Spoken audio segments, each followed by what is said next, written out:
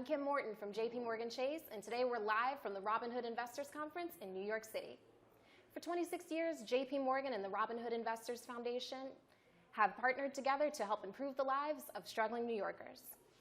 The Robinhood Investors Conference brings together the best and brightest ideas to have actionable insights about investment ideas.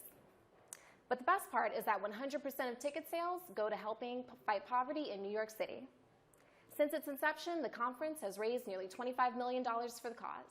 And today we're joined by the captain of the ship, CEO Wes Moore.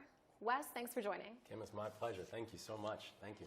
So Wes, start us off. We're here for 2 days. We're talking big ideas, investment. What are you most excited to see at the conference this year? You know, I think there's a lot of panels that I'm really excited about, and thinking about the work that JPMorgan has done with Robinhood for years on this has just been remarkable. But I'm really also excited to see about how the larger markets are going to impact our local communities. You know, later on today, we're going to have a conversation between Stephanie Rule, who is also a member of our Leadership Council, and also Mohammed Al-Arian, who's going to talk about global markets and more. And the thing that I'm really excited about that conversation is an understanding that what's happening in the global markets is going to have a direct impact on Robinhood, our work, and our communities, and vice versa. That we live in a completely interconnected environment. And I think that conversation, along with so many other conversations, really highlight the fact that none of us are living in our own bubbles, that everything that we do has implications and positive and negative consequences on the communities that we call home. Absolutely. And speaking of not living in our own bubbles and kind of the ripple effect of how we can all impact each other, I know that one thing I love is that you also support, Robinhood supports organizations that through fellowships, grants, workshops.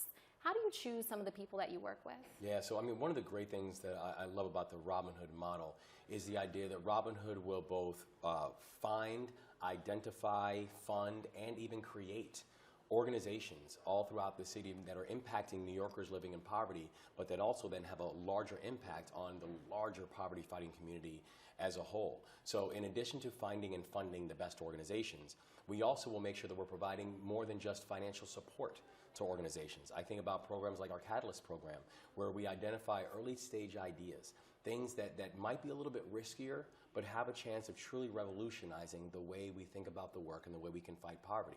And find it, and not only provide them with grant support, but then also provide them with operational support. Provide them with supports, things like, you know, board build, right, and also finding other philanthropic partners within the space. And so we've watched how individual organizations can come to Robinhood, sometimes small, sometimes nascent, sometimes even with an unproven idea, but an exciting idea. But then providing not just the financial support, but also the other secondary and tertiary supports to help them build and grow. They've been able to make a remarkable impact on the larger community in which they're trying to, in which they're working with. So I know the impact has been great. I want to take it back to the mission of Robinhood is to improve the living standard of over 1.5 million low-income New Yorkers. Yeah. So what does that mean to you personally? You know, one of the things I've loved about this organization and the evolution of the organization is that Robinhood is also very clear that our job is not to make poverty easier. You know, our job is not to make poverty more tolerable for those who are living in poverty, but our job is to work to make sure that we are sustainably moving families out of poverty. Poverty is not something to be tolerated. Poverty is something that we want to help as many families as possible escape out of.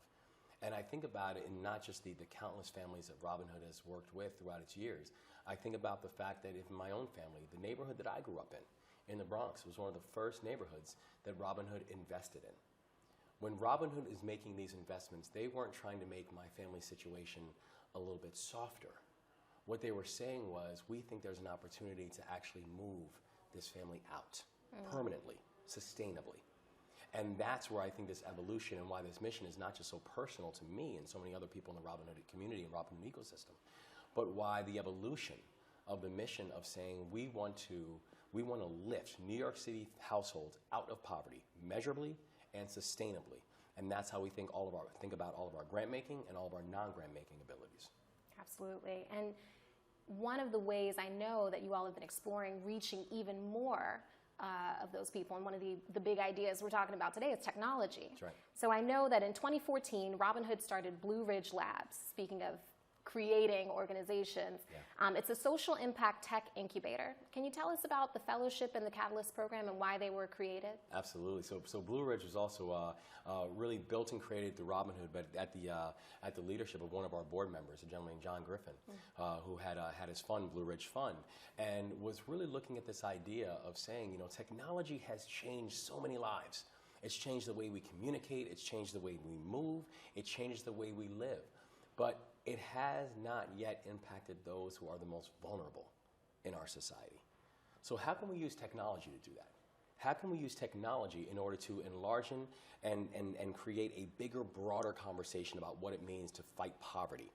And so that was the birth of Blue Ridge, where it's basically taking a collection of computer engineers and computer scientists and saying, what about if we were to take our talents and actually focus it towards the poverty fight?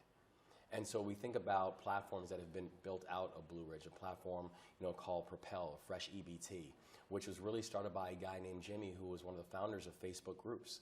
And he was at Facebook Groups for a while, and he made Facebook Groups money, and then said, what's the next challenge that I want to take on?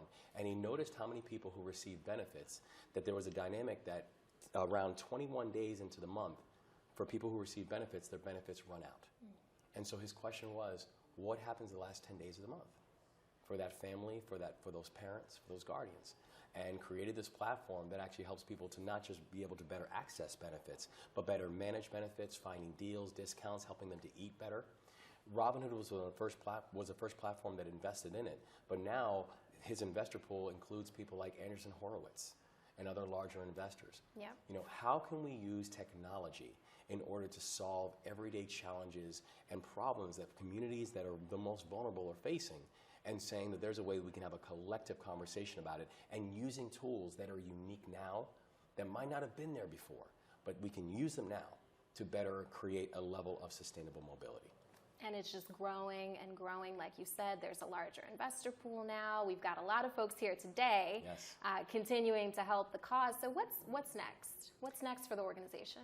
Well, I think the big thing for the organization is we are going to continue to flex every available muscle that we have in order to fight poverty.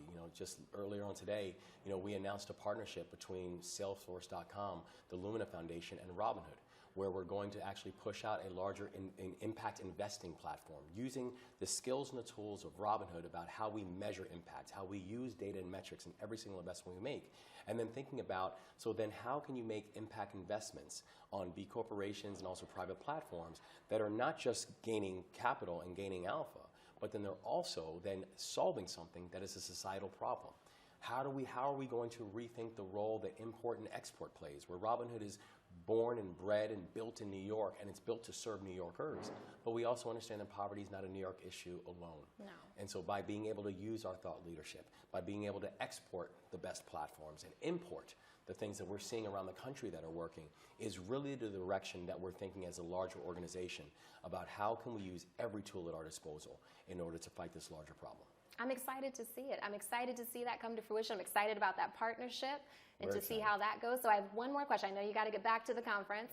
One more question. All right. So I've got $10 in my purse. I've got a free hour this weekend. What's one thing I can do right now that can help fight poverty? I think the most important thing for everybody is to truly internalize what is that issue that makes your heart beat faster. Whether that issue happens to be poverty or education or criminal justice reform or the environment or veterans. Find that issue that you are basically saying, I would give it all up if it meant that I could address this fundamental issue. And then once you do that, be able to find the best organizations that do that work, because for all of us, for every single one of us, the capital is incredibly important. It's our life fuel. It's a thing that we always say we will be the most responsible steward of that dollar. But at the same time, we also understand that philanthropy alone is not going to address it. So people's time, people's intellectual capital, people's thoughtfulness, their volunteer time, or simply at times it's contacting a legislator or contacting your neighbor. Things like this are all the type of elements that we need in this larger fight, because as we know clearly, our goal is to make this problem smaller. I like it. So you heard it, folks. I mean, what is your passion? Go out, make that change happen. Thank you for joining us today, Wes. Thank you so much for your time. And thanks everyone who tuned in. You can follow us on social media to learn more about the conference.